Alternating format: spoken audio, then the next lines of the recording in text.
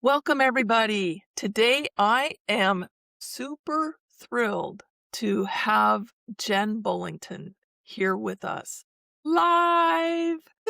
If you do great work but struggle to explain it clearly, Jen Bolington is whom you want to have in the room. As a story selling facilitator, she helps professionals uncover the key stories at the heart of their business, clarify what truly sets them apart, and communicate it with confidence so ideal clients, partners, and teams immediately understand their value. And you know what, Jen? I love how you call yourself story selling because most people expect to hear the word storytelling. They do. And as business owners, we struggle to tell stories.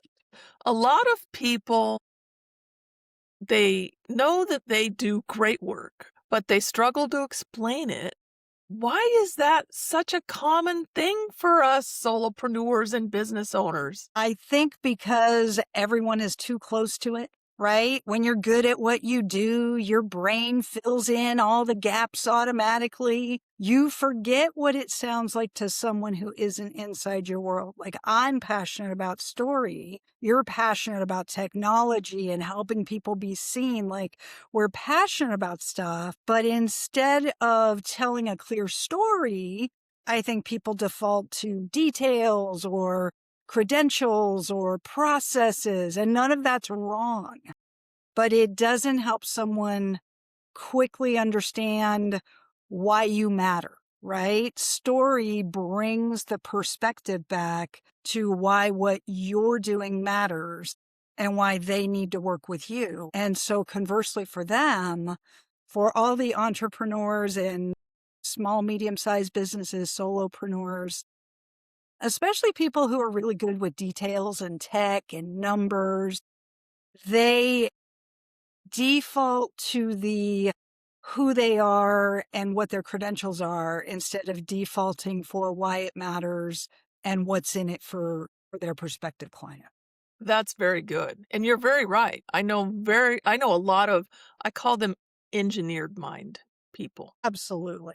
Engineers and accountants, they love me. Yes, because we do struggle with explaining to people why it matters, whatever it is that we offer. Why does that matter to your ideal client? And I've never really heard you say anything about elevator pitches, which is what we usually hear.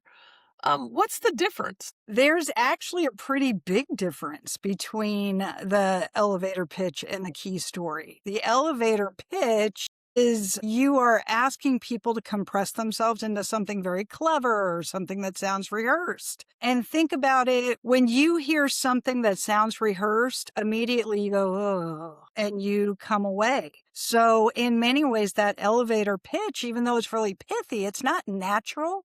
And it kind of makes people tune out, where a story makes people lean in.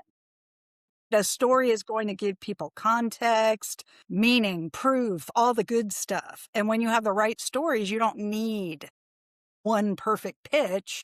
You have whatever story fits the moment, right? Like if it's your origin story, you are letting people know why you're passionate about this work. And we'll talk about what all the stories are, but different stories fit different moments, and your conversations will become a lot more natural because you're responding as a human instead of performing as a brand. And maybe that's why elevator pitches have just never resonated with me. I could never remember them. I was always changing it, and it never just felt right. Well, because it was something you had to memorize, right? That's not natural. That's not the way the human brain works. Yeah, my memory skills have never been what I would call fantastic. I think your memory skills are just fabulous, but I hear you, especially when people are put on the spot. Because I was talking to somebody this morning, I was at a networking meeting, and she's like, God, I get so nervous whenever I get up and give my 3-minute, intro, my elevator pitch, my all that. And I said, well, you do realize that people are more afraid of public embarrassment, aka public speaking, than they are of death. Like people are more afraid to get up and speak than they are of dying. And she went, oh, that makes total sense. In fact, at a few times in my past, I have wished that I would just die instead of being up on whatever stage saying whatever I was Why do talking I have to about. be here right now when my mind just went blank? Can't I slink away? Can't I just fall through the floor? Yeah. So, what are the stories that business owners need to not memorize but be familiar with? I like that there's only a handful. There's 5 key stories that if you don't get anything else, you want to get your 5 stories, right? So I talked about the origin story. Why do you do this business? Why?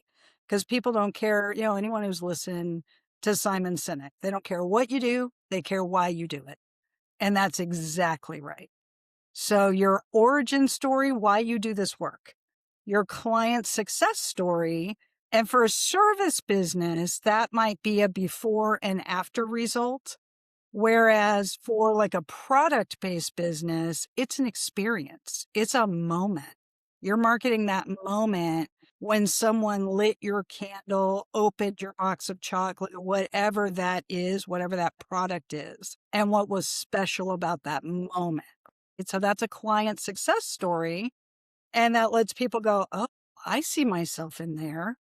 Or you have an against all odds story. My favorite against all odds story is Domino's, the pizza turnaround story, right? I don't know if you're old enough to remember that. It was back in the early thousands, but Domino's was done and they completely turned it around.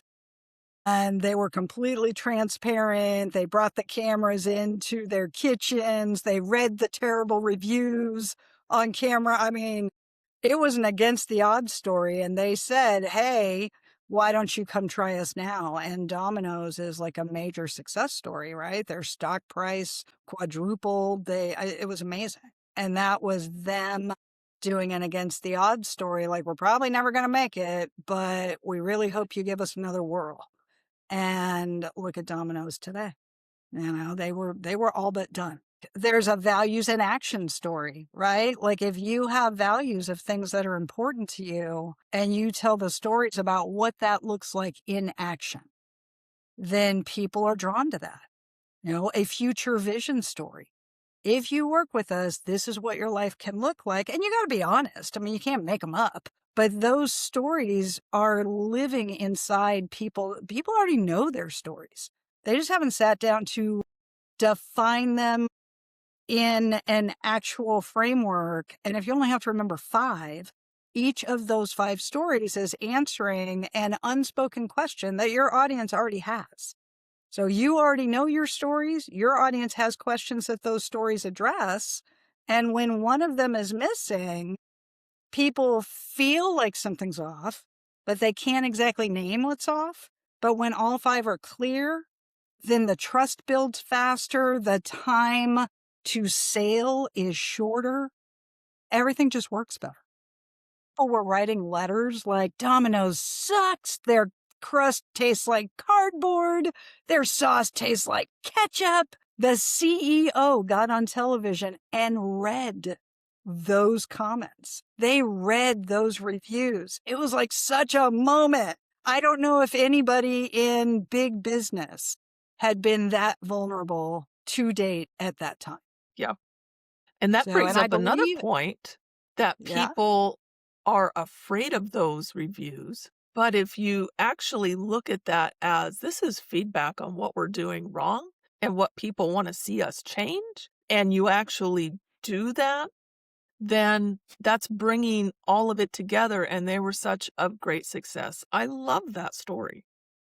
I had not heard that story before. Look up Domino's Pizza turnaround. And somewhere on my site, I wrote up a case study on that. I usually give that when I'm teaching like one of the immersion programs. I will give them things like the original Starbucks story. I will give them the pizza turnaround story, or I'll give them Patagonia's values in action story.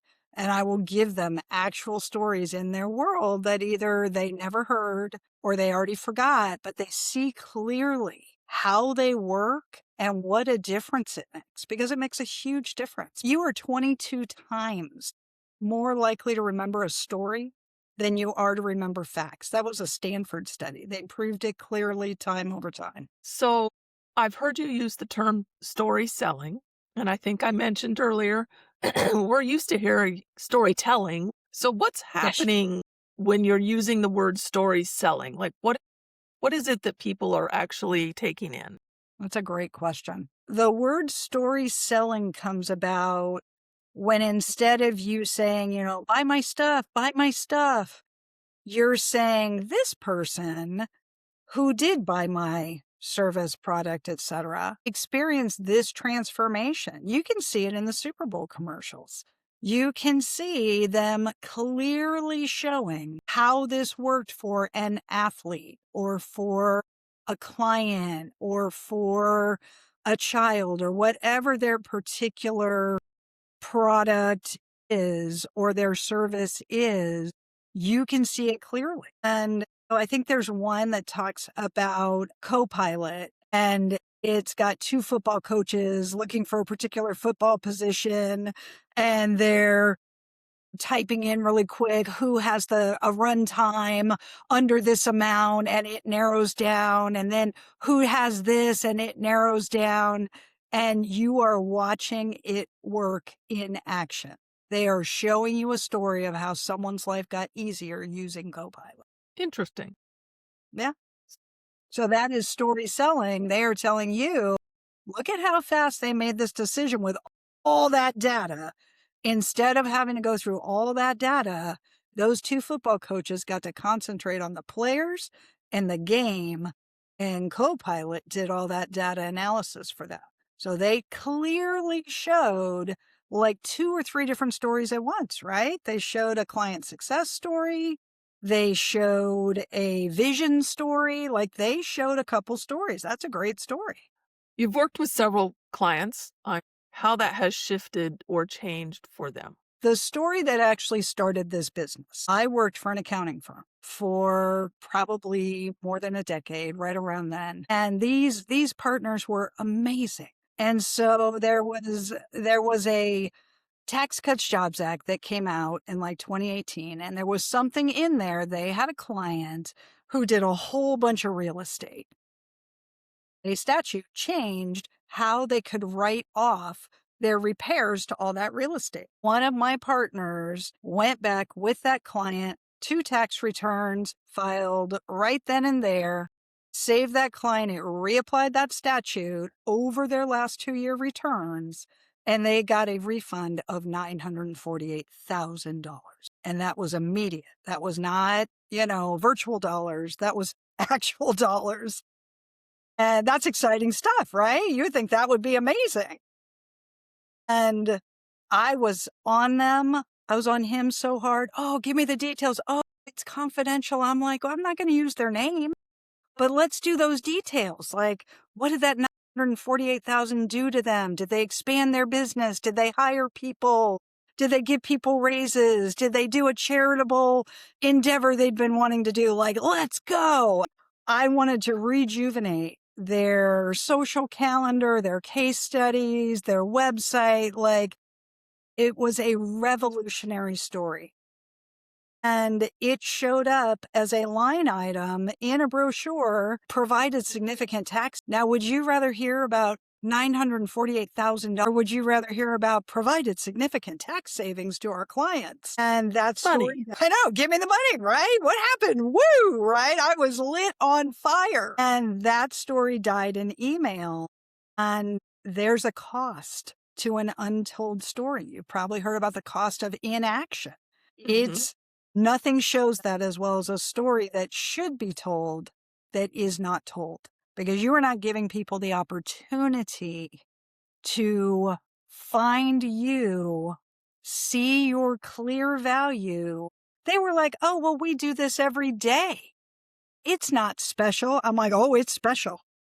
And no, they would not be moved. That story died. And for 8 years, that story has haunted me. That is actually the origin story to story selling for success. That's awesome. For our audience out there who can relate to how I feel, like, I just freeze when people ask me, "What is it that I do? Why do I do it?" All of that. Like, what's the easiest way to get clarity on that? And then remember, yeah, someone asked me this, I should answer with this story. How do you know when to pull them all out of your hat and which one to pull and all of that? That's a great question. I mean, I will tell you that something that I see every day is that people explain instead of connect, right? And part of it is, a lot of people are introverts or they're shy or they don't know how to tell. It's just not comfortable. And so they lead with what they do and how they're qualified instead of why it matters. And so if I see an incredibly smart accountant talk for 5 minutes and still leave someone thinking, I'm not quite sure how they would help me, as opposed to accountant B, C, and D, a good story will flip that. And so you have to know why the story is valuable before you're motivated to start doing it, right? A good story will flip it and let that potential client, that listener, recognize themselves in the situation that you talk about before you ever talk about a solution. You have attracted them before they ever hear you want to buy it, right? Because if you haven't connected, why on earth would they buy from you? Now, I have a story selling framework. I call it the story selling trust loop. And I talk about that a lot because you want to know where in a cycle of a conversation that this story would be good or that story would be good. Like, you're maybe not going to talk about a future vision story before you go on a little earlier in the process to say, well, I can tell you about one client. Why should they want the future vision if you haven't gotten them excited about it yet? If you haven't hooked them in even to why they wanna work with you. And stories, they reduce resistance, right? Stories I don't remember which research it was. I think it was out of Harvard, but they wired up someone's brain and told them things like facts and figures. And you could see 3 parts of their left brain, of course. They weren't even connected, but it was like 1, 2, 3. That's what lit up. And then they told them a story. I think they showed them a video actually, and you literally saw front to back, left and right, interconnected stuff lighting up. Stories activate emotion in the brain. They activate memory. There's a pattern recognition because we've all grown up with story. We are wired for story. So it's really interesting. Lisa Cron wrote a really famous book in the story world called Wired for Story. And she said, I think that storytelling has been as important to human development as opposable thumbs. She said, opposable thumbs let you hang on, but story tells you what to hang on to. And I went, that's it.